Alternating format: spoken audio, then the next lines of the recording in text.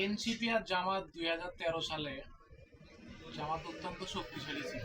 এখন এনসিপি জামাত এক হয়েছে, তবেও তারা শক্তিগতভাবে অনেক দুর্বল।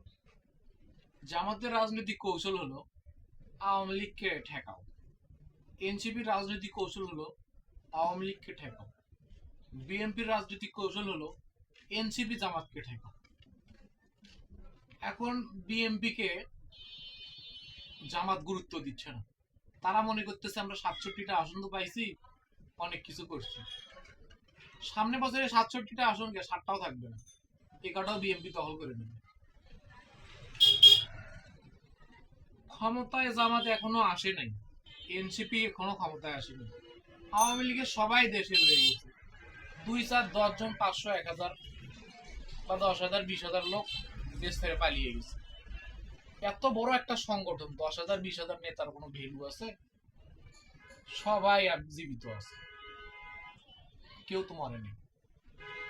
এখন তারা কোথাও হত্যারও ডাকে নাই, পিকেটিংও করে নাই, কোনো অগ্নিসংযোগ করতেছে না, তারা রাজপথে নাই, তারা দেশের বাইরে আছে। দেশের বাইরে থেকে মাঝে মাঝে একটু ফেসবুকে স্ট্যাটাস দেয়, হুঙ্কার দেয়। এটা দেখে এনসিপি জামাত হুঙ্কার শুরু করে দেয়। আর এদিকে বিএনপির ভাড়া করা সন্ত্রাসীরা, বিএনপির কর্মীরা, বিএনপির সমর্থকরা, লড়াকু জিয়ার সৈনিকরা ইচ্ছা মতো জামাত শিবিরকে পিটাইতেছে, ইচ্ছা মতো জুলাই বিপ্লবীদের পিটাইতেছে, ইচ্ছা মতো এনসিপির নেতা কর্মীদের পিটাইতেছে। এবেলা এনসিপি জামাত নীরব, মানে তারা ক্ষমতায় আসেই নাই। তারা মনে করেন যে আওয়ামী লীগকে ওদিকে ক্ষমতায় আসতে দেওয়া যাবে না, আওয়ামী লীগ নিয়ে পড়ে আছে, এদিকে বিএনপি মনে করেন যে ওদেরকে ইচ্ছা মতো পিটাইতেছে, এদিক দিয়ে ওদের কোনো কথাই নেই। আরে ভাই, ক্ষমতায় আছে বিএনপি, আওয়ামী লীগকে ঠেকাবে বিএনপি, আওয়ামী লীগকে বিএনপি ঠেকাবে না, বিএনপির পতন ঘটে যাবে, জামাত গুরুত্বপূর্ণ শক্তিশালী অবস্থানে আসবে। দেশের মানুষ জামাতের নীতি নৈতিকতা আদর্শ দেখে মানুষ তাদেরকে গ্রহণ করবে। তখন মানুষের সামনে অপশন থাকবে, একাধিক 3টা অপশন থাকবে, সবাই মিলে। বিএনপি কখনো আওয়ামী লীগের সাথে পারবে না। বিএনপি ভাড়া করা সন্ত্রাসী, পালে পালে পালে, এটা প্রমাণিত। এখন যদি আমাকে অস্ত্রের মুখে বলেন যে এই কথা বলতে হবে, হ্যাঁ আমি এই কথাই বলবো, কেননা এটা রাষ্ট্রগতভাবে প্রমাণিত।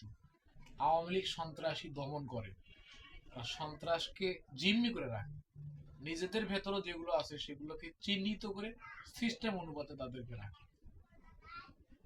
তাহলে এই সমস্ত একটা দলের সামনে বিনা অস্ত্রে বিনা হাতে এনসিপি জামাত নীতি নৈতিকতা আদর্শ দিয়ে টিকে থাকতে পারে?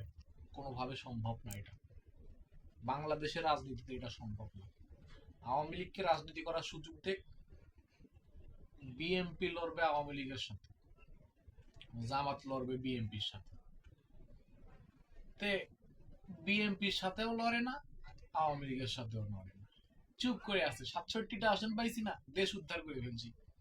জামাত এনসিপির পক্ষে যদি কেউ এখন কথা বলে, তাদের উপর যদি আক্রমণ হয়, দল ওরা বিচার চাই, কি চাই, শেষ শেষ। কোনো শক্তিশালী প্রতিরোধ গড়ে তুলতে পারে নাই। যদি বিএনপি এবার ক্ষমতায় না আসতে পারতো, দেশকে অস্থিতিশীল করে ফেলতো। জামাত যদি ক্ষমতায় আসতো, এতদিন সরকারের পতন করে ফেলতো। প্রচুর রাজনীতি করে, প্রচুর রাজনীতি। আপনাদের কাছে রাষ্ট্র কি রাজনীতি শিখে? আপনারা জনগণের কাছে রাজনীতি শিখে। আপনাদের এই ছোট মাথা রাজনীতি দিয়ে চলে না, দেশ চলবে না এভাবে। আজকে পেটন খাইতেছেন, কালকে আরেকজনের পেটন খাবে, এই পেটন খাইতে খাইতে আপনাদের জীবন যাবে। আপনাদের